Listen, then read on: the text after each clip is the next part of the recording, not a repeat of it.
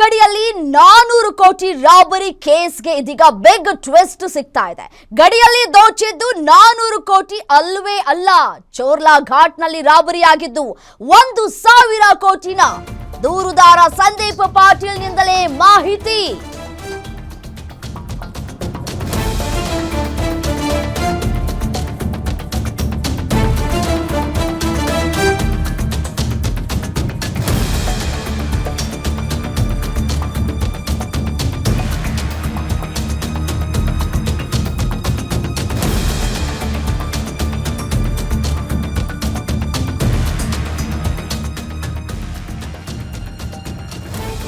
ರಾತ್ರಿ ವೇಳೆ 2 ದೊಡ್ಡ ಕಂಟೈನರ್ನಲ್ಲಿ ಇದ್ದಂತಹ ರಾಬರಿಯನ್ನ ಮಾಡಲಾಗಿದೆ. ಅದು 2 ಕಂಟೈನರ್ ಗೋವಾ ಮೂಲಕ ಬಾಲಾಜಿ ಟ್ರಸ್ಟ್ಗೆ ಹಣವನ್ನ ತೆಗೆದುಕೊಂಡು ಹೋಗ್ಲಾಗ್ತಾ ಇತ್ತು.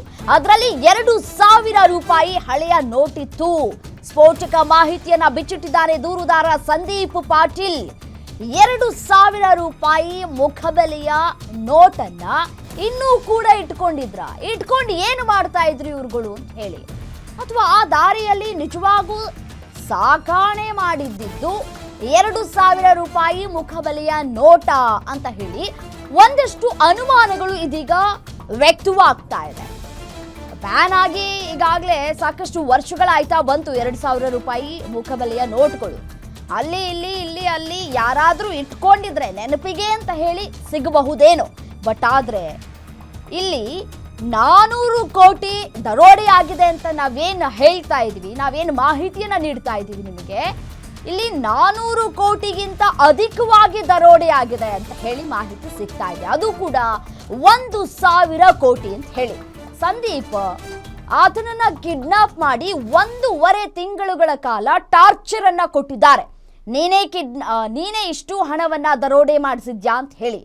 ಬಟ್ ಆದ್ರೆ ಈ ಒಂದು ಪ್ರಕರಣ ತಡವಾಗಿ ಬೆಳಕಿಗೆ ಬಂದಿರೋದಕ್ಕೆ ಸಾಕಷ್ಟು ಅನುಮಾನಗಳು ಕೂಡ ಇಲ್ಲಿ ವ್ಯಕ್ತವಾಗ್ತಾ ಇದೆ.